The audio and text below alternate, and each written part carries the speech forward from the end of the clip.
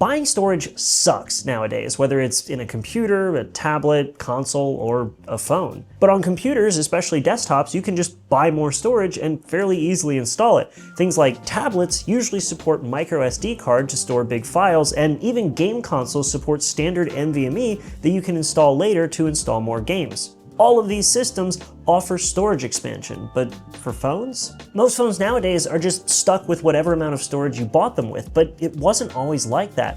Expandable storage actually used to be a staple of Android phones, and I personally think that it needs to make a comeback.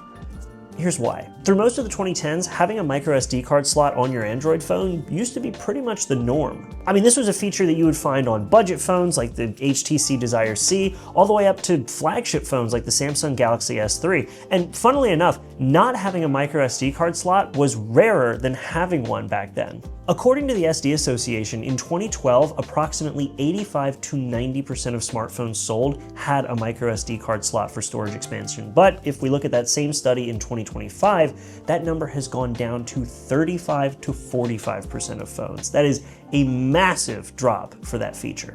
But with the impact of AI bringing price hikes to every company, even Apple, it feels like now is just the right time to bring back those little slots to expand your storage. Because while Apple might be one of the more notable phone makers to increase their prices, everyone's doing it. Google's doing it with the Pixel 11. You've got Qualcomm themselves announcing double-digit price hikes slated for September of 2026. I mean, this is clearly an industry-wide issue. It's not just relegated to one phone maker or another. And the unfortunate thing is that it really doesn't show any signs of slowing down. But then I guess the question should be asked, why did flagship phones lose their microSD card slots over the years? And I'm sure that you all have your own opinions, which you should definitely leave in the comments down below, after of course you like and subscribe on this video. But here's the thing. While power users and hardcore Android fans were obviously upset and very vocal about the removal of microSD, rightfully so, the general consumer really didn't care as much, and there were a few reasons as to why. And of course, there were also a few reasons that the companies gave us as to why they were removing these. First and foremost, the cost of an internal storage bump wasn't nearly as insane as it is nowadays, and internal storage, especially in that era, was significantly faster and more reliable than microSD. It also helped manufacturers make the logic boards a lot simpler, and it helped these phones achieve a higher IP rating. Now, yes, there are phones with microSD card slots that achieve this same IP rating, but generally, gluing a phone shut where you don't have to put a gasket around a piece that comes out, it makes it easier. So that was their reasoning. But with the price hikes that we're facing now for the base configuration of these phones, alongside the insane cost to upgrade the internal storage, the equation on buying internal or going with microSD has kind of changed. Those handful of benefits that companies used to use as an excuse to get rid of microSD have now been outweighed by a single benefit, which is adding more storage to your phone without having to pay an exorbitant amount of money to get internal storage expansion. Now, the question is, what am I considering an exorbitant price? Well, let's take a look at an iPhone 17 Pro Max. The 512GB version of this phone is $1,400, which is $200 more than the 256GB model. But obviously that's just Apple doing Apple things with their pricing, right? Well, no. The Samsung Galaxy S26 Ultra sees a similar price increase, going from $1,299 for 256GB to $1,499 for a 512GB model. So in this example, we're basically paying $200 for a 256GB upgrade, just under $1 per gigabyte. I think it's like 78 cents per gigabyte, which is a terrible value. On the other hand, while microSD hasn't been spared from these price increases, it's still a much better value than paying for internal storage. For that same $200 upgrade price, you could take that money, go to Amazon, and find a really good 512GB model like this, for example, or even this. By the way, if you're interested in these microSD cards I'm talking about, check out the links in the description. We'll have some of those linked down below. Now, look, I'm no math magician here. I just make videos on the internet, but I feel like this is a much better bang for the buck than paying $200 for half this amount of storage. Again, even though microSD hasn't been spared from these price increases, this is still a better value. And those examples that I just used are for high-end microSD cards and Nintendo's overpriced nonsense, but one cursory glance on Amazon and you can find the same amount of storage for way less. And if you spend a little more time looking, you can even find options with more storage for the same price as that 200 gigabyte internal storage upgrade that these phone manufacturers seem to think that they're blessing you with. Another benefit to upgrading your storage this way, instead of paying for an internal upgrade once at the very beginning, that not a lot of people think about, is that it allows your phone to grow with the increasing storage requirements for things like apps, AI tools, or even your operating system. A good example of this can be seen with how much internal storage newer on-device AI models actually use. Looking at something like Gemini Nano, this uses somewhere between 1.5 to 4 gigabytes of storage, which really isn't that bad, but AI models that heavily leverage local processing like Apple Intelligence can use upwards of 22 gigabytes across all the AI services that are saved on device. And not to go on a tangent here, but while I do enjoy the idea of on-device models for potentially faster processing and privacy, if it's gonna take up this much storage on my phone, yeah, I'm good.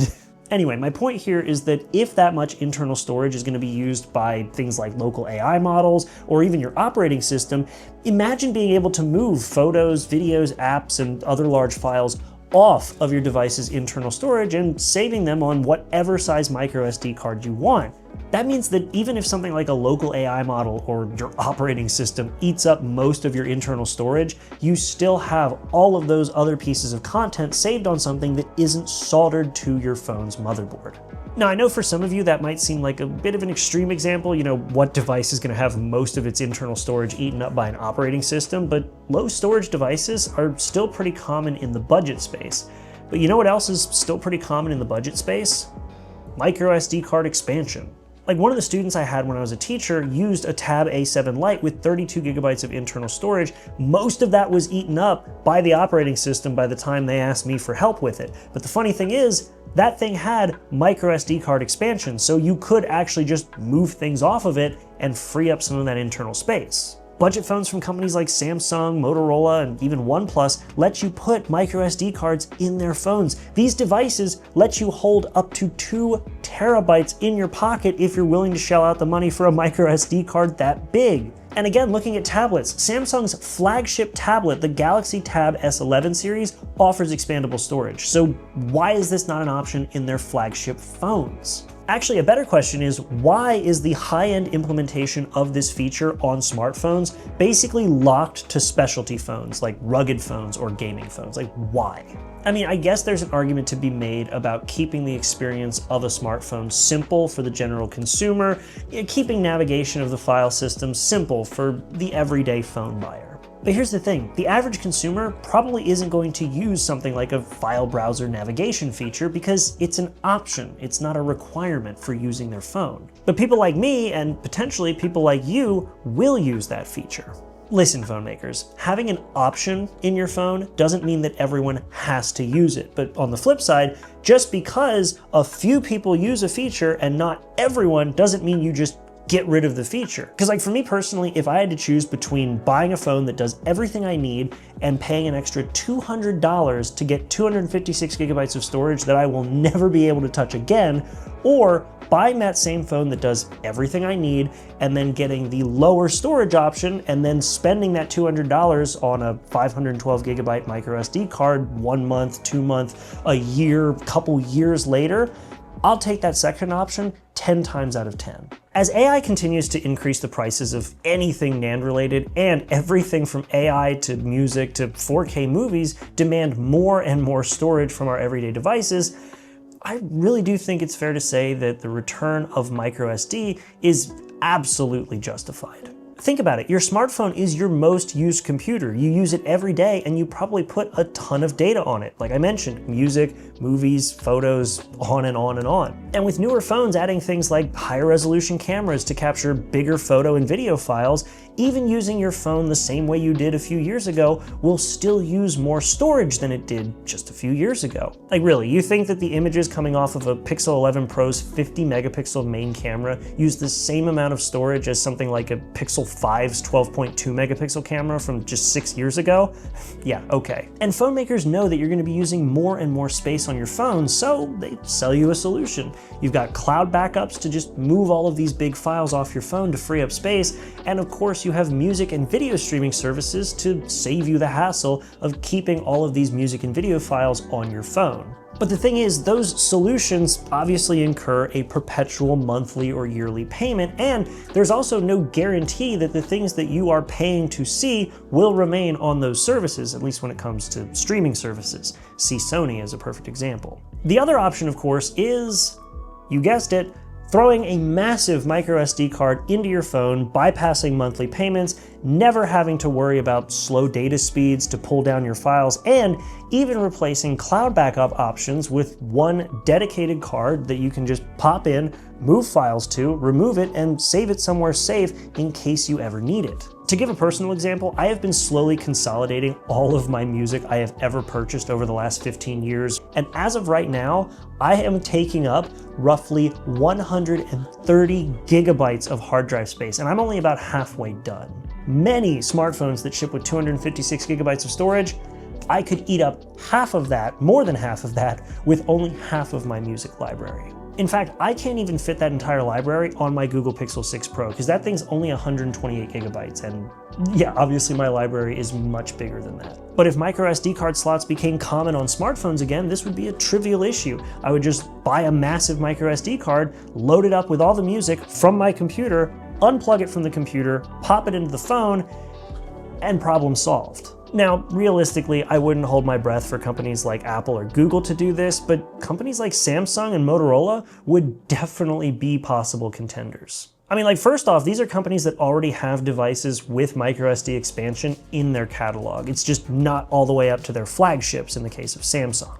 On top of that, Samsung is no stranger to catering to power users, and what's a more power user feature than being able to add storage to your device? Well, actually, I'm sure there's a big list of power user features that you all could probably think of, so definitely make sure to leave those in the comments. But regardless, this is still a hardcore user or power user feature that I think a lot of people would love. At the end of the day, I feel like the bad spot that AI has put us in when it comes to storage prices has actually put us in a pretty good spot for phones with microSD card slots to return. More local music, movies, photos, and on and on. The only thing really keeping this from happening would be, of course, the phone makers. But if this AI price bubble keeps going, the demand for storage keeps growing, the phone market keeps maturing, and people keep holding on to their older phones longer and longer, we can only hope that maybe the tides will turn and we will start to see a return of microSD card slots in every phone, all the way up to the flagship line. Either way, that's pretty much it. I just want to see the return of expandable storage and the incredible bang for buck that that brings to literally any phone from budget all the way up to flagship. But what do you all think? Do you miss microSD? Do you not notice anymore? Let me know in the comments down below. And of course, make sure to like this video if you liked it and subscribe to Android Authority so you can see more content like this on the way. Aside from that, thank you all so much for watching. I've been Garrett with Android Authority, and I'll see you in the next one. Make sure to be there and have a good one.